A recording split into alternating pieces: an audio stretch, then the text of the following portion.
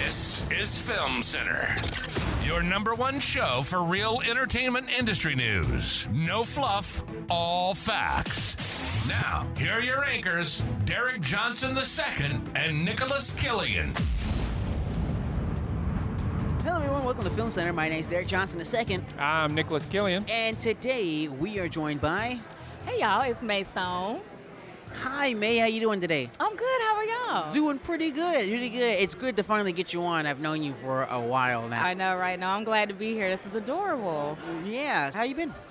I've been great, honestly. I have been tackling a couple new things. I'm already working on how I want to plan out the rest of my 2024 as far as any other productions and just, independent productions specifically. A couple collaborations I have coming up with some of my other producer friends, so I'm really excited. I got a lot to look forward to. Fantastic. And as you guys know, we do keep this show on the road. So currently we are here at BJ's Restaurants in Burbank, California. As you might remember it from previous episodes. Oh, yeah. Why don't you tell us a little bit about your background before we get into you being a producer and how did you become the you that you are today? Let's see how far back I want to get. You're from France, right? No, I'm actually from Dallas, Texas. And I am a Cowboys fan. It's America's favorite team. Unfortunate for you. Oh, don't start with me. Do not start with me. Unfortunate for you. I'm also a Mavs fan, and shout out to the Rangers. But, so I went to the University of North Texas. My major was, they called it Converged Broadcast Media. Before that, I was a pre-RTVF. What is Converge Broadcast? It's the convergence of all medias, radio, television, film, web. It's the Thanos of media. You know what I'm saying? So basically I do it all is what I'm saying. And before that, my pre-major was radio, television, and film, but then I changed. And then I had a cute little internship at CW33 in Dallas as a social media intern, so that was fun. Was it your first real dig into media? Actually, yeah, it was. Outside of me working for the radio station at school, I finally got that internship in Dallas. And I'm really grateful for that, to be able to start in like top 5, you know what I mean, just for an internship. What was the process of you getting that internship? So basically, I just had to apply. I think I was just looking around for different internships at, like I said, just the top media companies across Dallas. I needed the internship in order to graduate. Otherwise, I probably wouldn't have done one. But looking back, it was very important that I did get an internship too. How did you go about how did you go about getting the internship? Like where? Literally, I just Googled it. I Googled just different internships, NBC, ABC, CW33 just happened to have an internship coming up, and I was just right on time. I applied for it. One of the reporters reached out to me, interviewed me for it, and then I got it. So I was working there for about 3 months for social media. I did a little bit of everything. I did do some logging, transcribing. I went out on the field for reporting. What did your parents think about this? Did they know from earlier you always wanted to be in media, or were? Yeah, definitely. Because growing up, I was always acting. So I was always doing community theater, singing and stuff like that. I was always performing. But then I just wanted to give it a try just for reporting and producing as well. And so that's been pretty lucrative for me. So my parents were just like, go for it. Even after I graduated from UNT, I was home for about 7 months. And then I finally got a job as a TV news reporter, but it was in Oklahoma. I don't tell nobody I used to live in Oklahoma, but I was in Oklahoma for a year. Shout out to the state of Oklahoma for helping out Miss Stone here. Yeah. How did you like it? What was it like living in Oklahoma?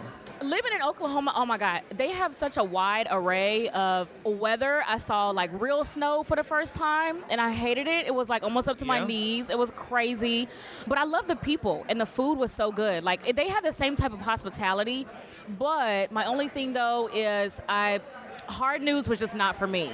And some people say, if it's not hard news, then what are you gonna do, fluff? And it's just if that's what you want to call it, fine, but I don't mind doing some investigative journalism. I prefer entertainment journalism, or just stuff like this. Just talking with people who are doing really cool things for the community and stuff like that is what I prefer. But the murders and the burglaries, I was like, I had enough. Dude. You had enough of it's depressing. The Oklahoma murders. Murders in Oklahoma? Oh my God, yes. Was that what they always had you covering was murders? No, it was a wide array of things. So I might be covering a fundraising event on Monday, but then Tuesday I'm covering a murder. And Did you ever get? Now this is before YouTube was super popular, and we saw all the BTS funny clips. Or do you think there's one of you floating out there on the internet right now? YouTube was very popular, so you would see me, honestly.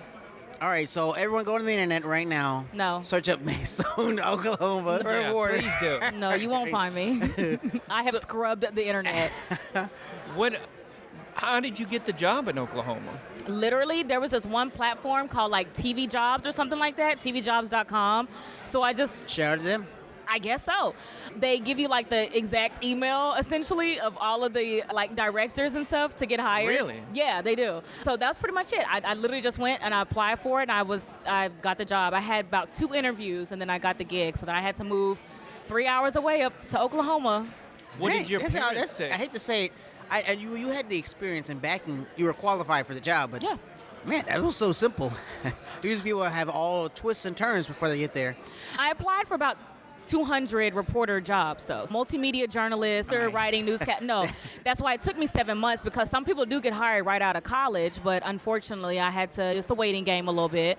But my parents, they were cool about it. My dad, he cracked a joke about it too, because Oklahoma got the tornadoes and stuff. He was like, don't get swept up. I'm like, whatever, dude. So then what brought you to Los Angeles?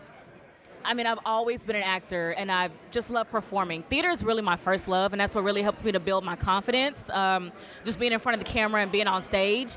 So Were you in theater in high school?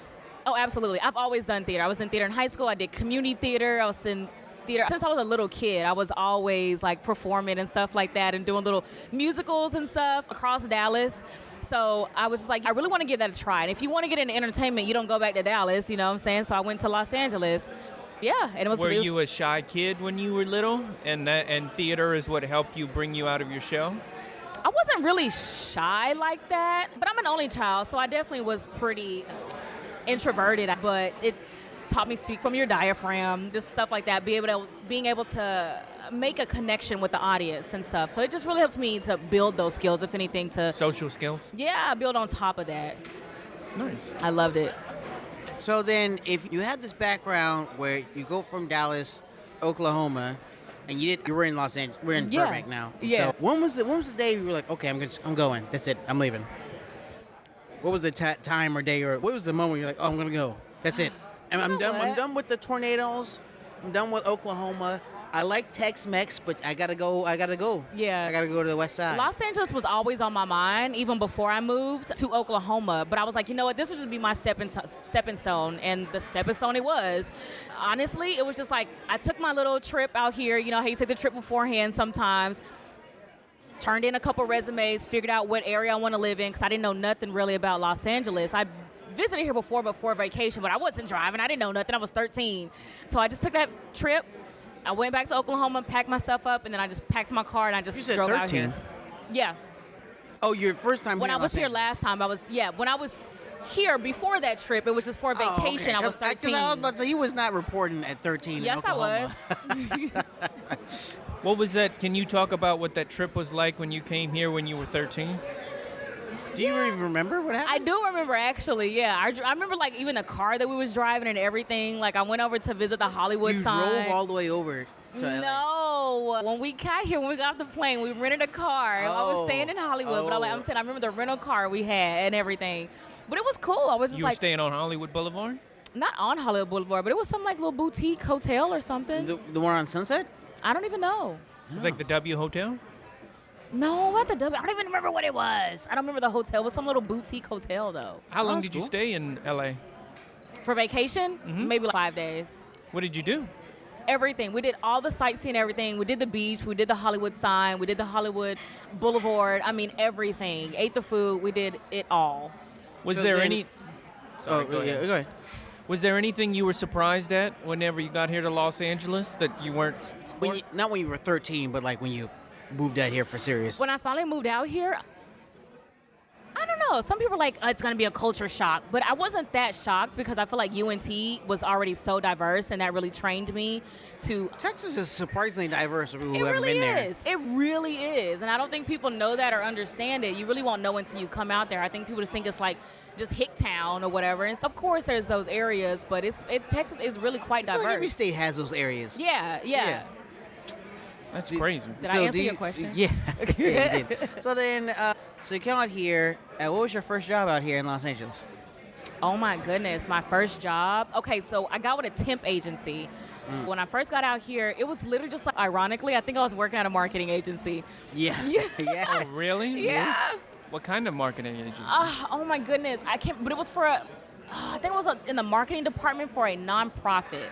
Which nonprofits are crazy on their own because it's so much, it's underfunded, it's low pay, but the CEOs are still making millions of dollars. So that was wild to me. But that is insane. They do make a lot of money. Yeah, they really do. But I enjoyed it, you know what I mean? That was pretty much it. From there, and then I was like a communications director. I did something else in marketing, but I was just, the temp agency was just moving me all around Los Angeles, basically. So, and I know you from producing. For those of you who are listening, she's helped produce some things I've been involved with. When it comes to your producing skills, when were you first able to step into that role of producing? I first stepped into it, honestly, when I was working just with my internship, and then even with the television station at UNT. They gave me the chance to basically, but it was more like newscast producing. So I would build the show, build the A block, B block, all of that, the breaks. And so I was like, dude, I really love this. Like, I'm building a show out and people are enjoying it. You know what I mean? I'll do the segments and everything. So I really loved all of that. But then when I moved out here, there was this other company that I was able to work with, which is called AfterBuzz. And so it's a company that's owned by Maria Menounos and her partner. And honestly, I felt like the casting producer. I would bring in other guests. I would build out the show and everything. It was just so freaking cool to me. I was like, I really love this job. So I've had my own little fair share of it. So does this mean you're done acting? No, I'm not done acting. It just means I still want to do everything. I'm still doing I'm going to be doing a couple more productions with some of my friends. That's what I have coming up here soon. But I'm still definitely doing... For producing or for acting? For acting as well, yeah. But I definitely shoot. I'm still going on auditions. I still have my 3 agencies and everything too. So I'm doing it all at once. What happened to that producing job that you were just talking about? So the producing job just closed, basically. It ended. And it was just contract anyway. So you're saying with me and DJ, right? No, I'm talking about with Maria. Oh, so I worked there. so I told all of me and DJ's business. Yeah. Well, she's not referring to like when we previously worked there. You're talking about the first thing, right? Yeah. Yeah. Okay, now, okay. Yeah. LOL. See, this is what happens when you work in Hollywood. You see so many people, you do so many different projects. You're like, okay, which project was that? Are you talking about the other project or this one? Number 475 or number 675? The one in 2020 or 2021? Right. Which one?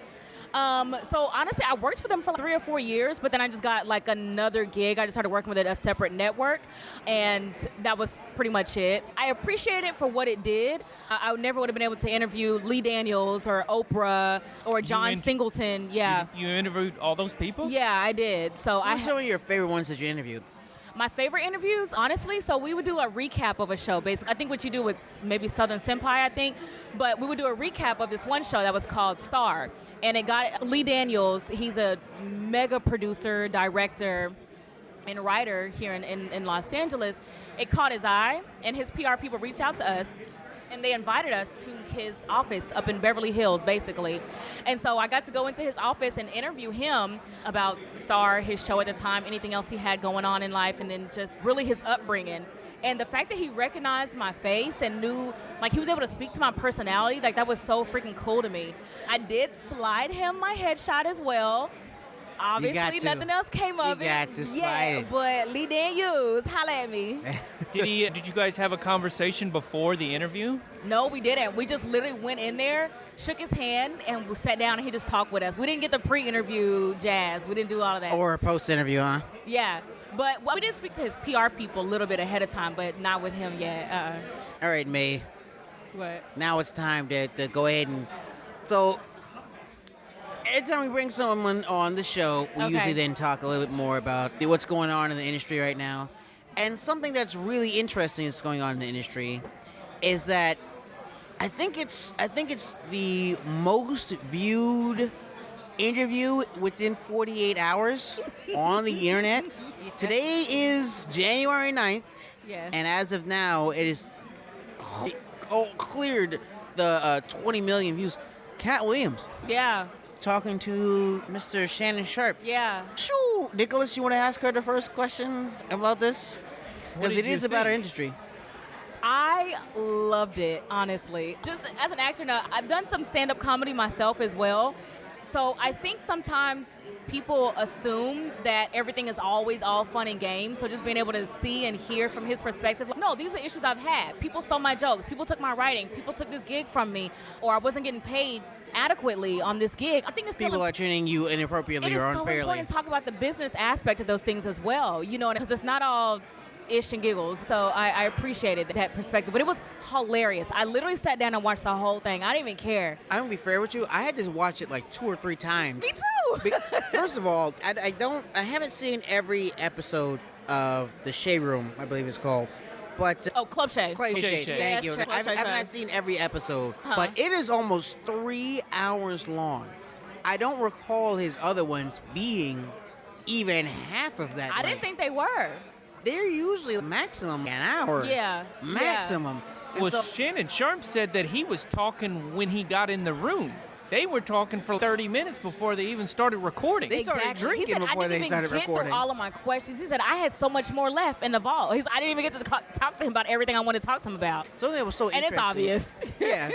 They just sat down and just started talking. Went for it. Just rocket shipped it. I do. As a producer myself, like, Shannon said that, if you watch the interview, Katt Williams rants for 30 minutes before Shannon can really even start to ask him anything. He does not step in and be like, how do you, so both of us have worked in podcasting and producing audio. Yeah. How would you as a producer would have handled, actually as an interviewer, would have handled that situation? You have someone who's just ranting. It's all good stuff though. Yeah. But you gotta, as an interviewer, it's your job to control the situation. It is. And I think too, that's a thing where whenever you come out with a show, you can really just be anybody and have a show. But that's where, and I hate to sound elitist, but when you've had that training, you know when to cut in and stop the interview or bring it back on track. And so it did veer off a little bit, I'm not going to lie, but it still made for a viral moment. So it's just like, I can't really be too upset about it. It didn't veer off to anything that was bad. It veered off in good ways every single time. Sure. Bad depends on who you ask. Some people, I'm sure they didn't like all the comments. Yeah. The whole interview was good a as viral in, like, moment. relevant. Yeah, exactly. So I'm not too mad about it, but personally, I would have had to stop it at some point and be like, all right, dude, let's get right back into it. And then there were some things that Katt Williams said, like I was reading 3,000 books a year, and I was just that. I'm like, Shannon, please ask him about that and dive a little bit deeper. Books a year? Okay, so there's 365 days in a year. Yes. 3,000? That means you're reading like at least 10 books a day. Now, this is prior to Audible. Prior to audio books. Right. This man, was it pamphlets? I could read 3,000 pamphlets. Someone said 3,000 pamphlets in a year. I would believe that. Because there's another point where Katt Williams, I got accepted into college at like age 7 or something super early. That actually, I've heard several rumors of that before the interview came out.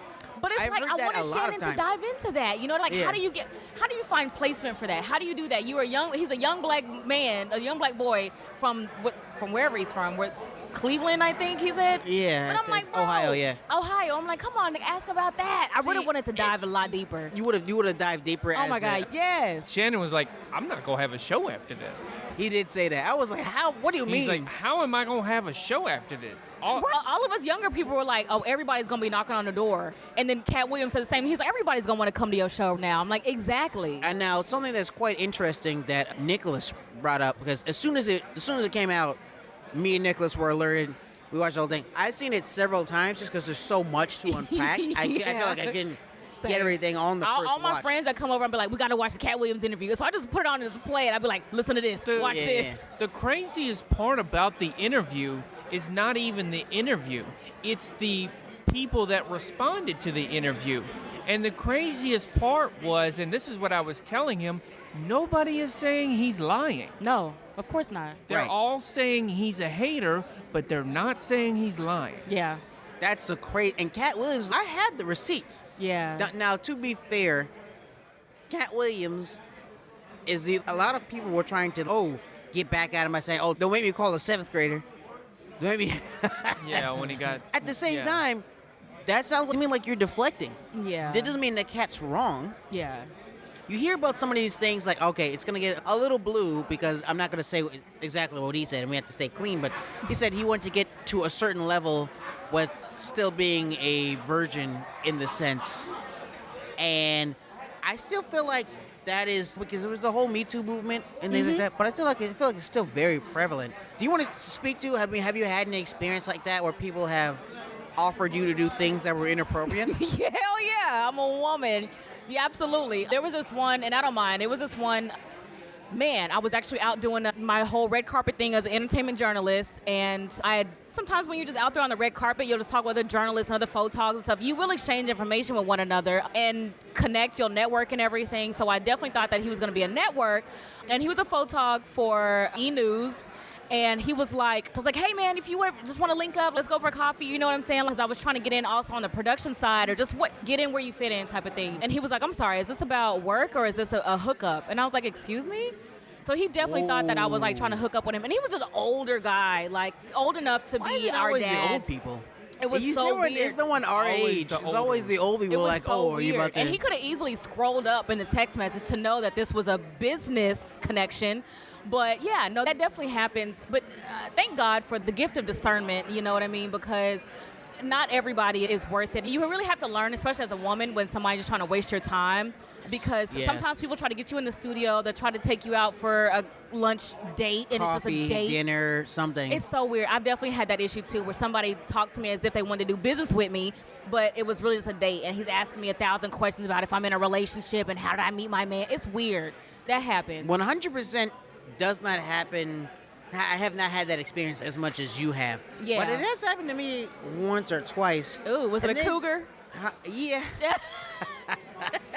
Yeah, being an African-American male, there are some older Caucasian females that believe that their status allows them to do similar things. Yeah, and you're so moisturized, too. So. Yeah, I use moisturizer shea butter on your face. Yeah, exactly. Just another thing that Katt brings up when he talks about, so you're a producer, and that means that, when it comes to projects, you got to know everything.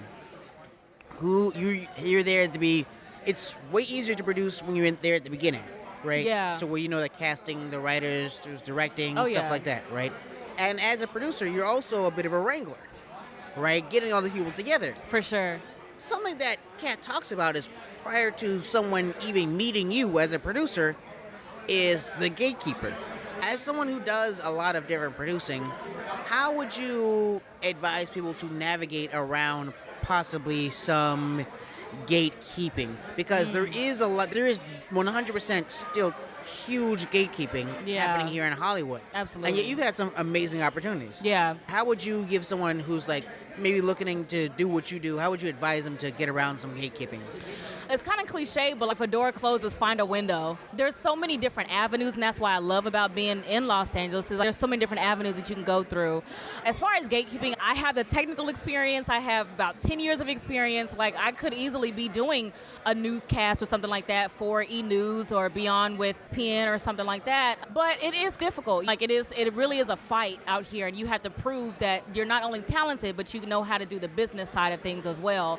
So I would just say just stick with it. Really just keep grinding. It sounds so cliche, I'm so sorry, but it's just like sometimes doors will close and there are absolutely gatekeepers out there, but don't let that get you down. You know what I mean? Because it's difficult for me being a woman, being a black woman.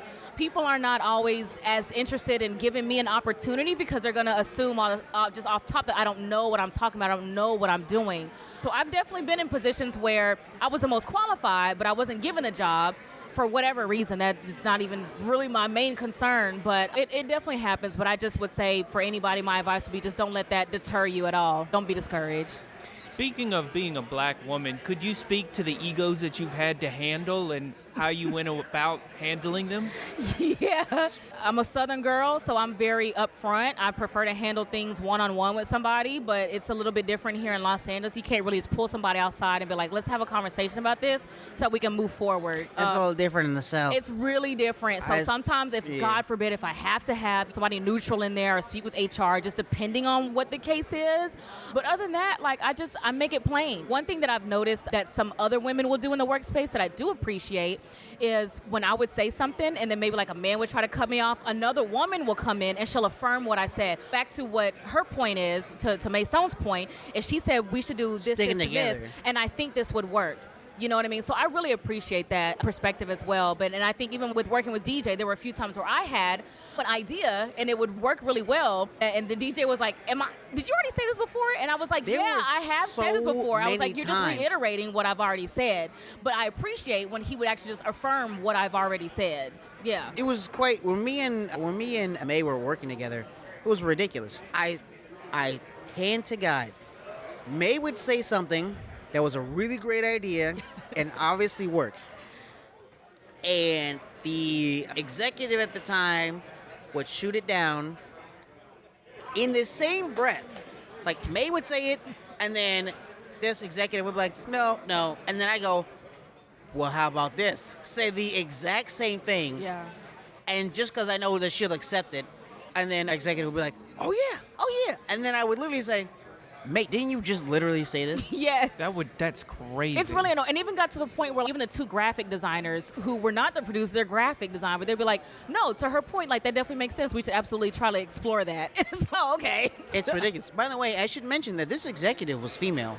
Yeah. This executive was not a male, it was a female. So nobody is really exempt from that. I think sometimes black people can be hard on black people. Women are harder on women a lot of times. It was a black female executive. Yeah. Speaking of harsh black female executives, I don't mean to cut you off. We were just talking about that.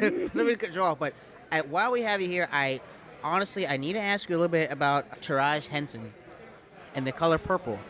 Because you remember she was making the rounds crying on the news about like how she's not making enough as a black female actress. Yeah. Then you have Oprah who comes in and I'll provide you with the job that The Color Purple was already in production. Yeah, for sure. Right, it was already happening when she started doing all this. Yeah.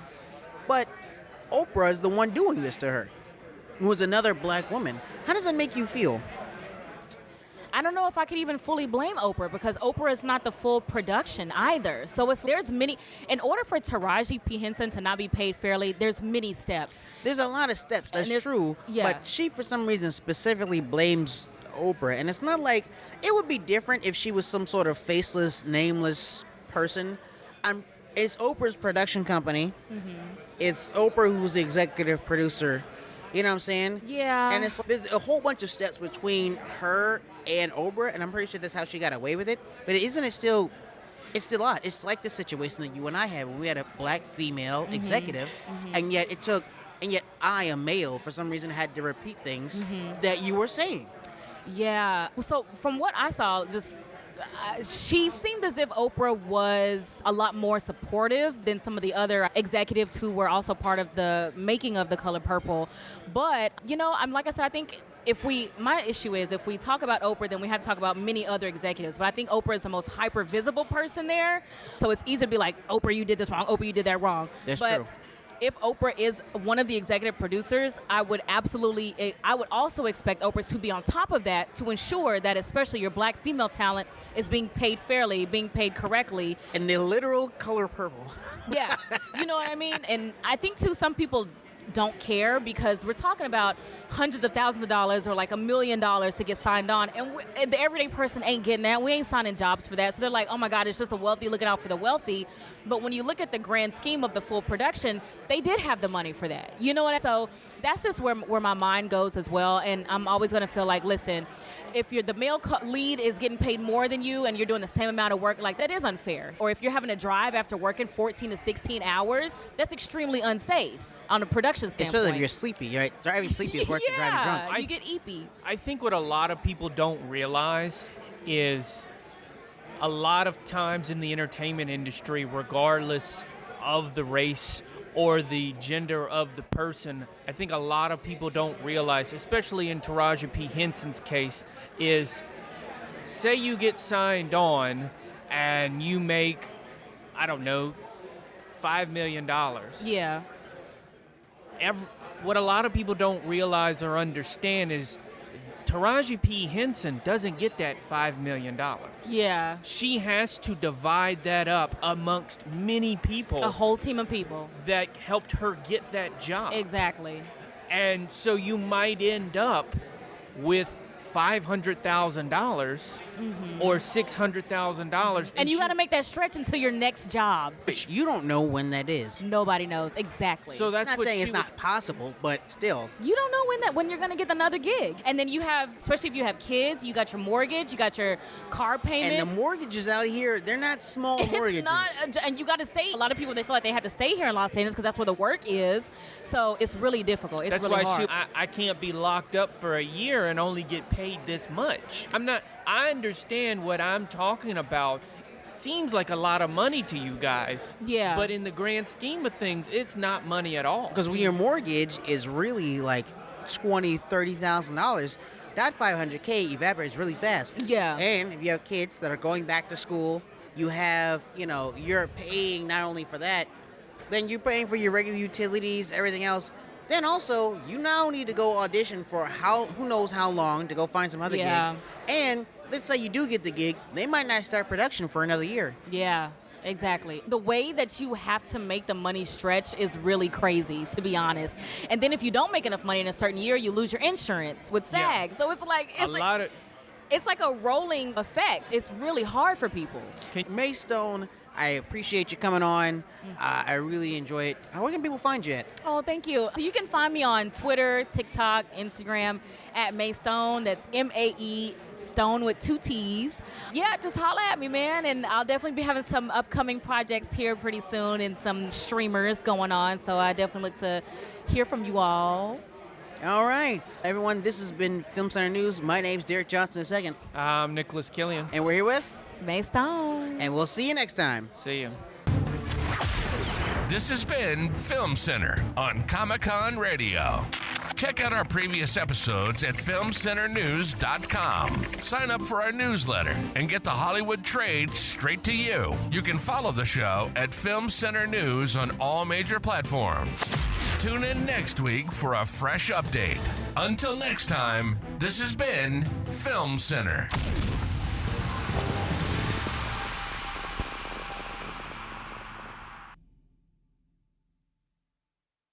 Hey, do you like anime and manga? Nick and I are big fans of the genre. Yeah, we recently discovered a manga named Tamashii.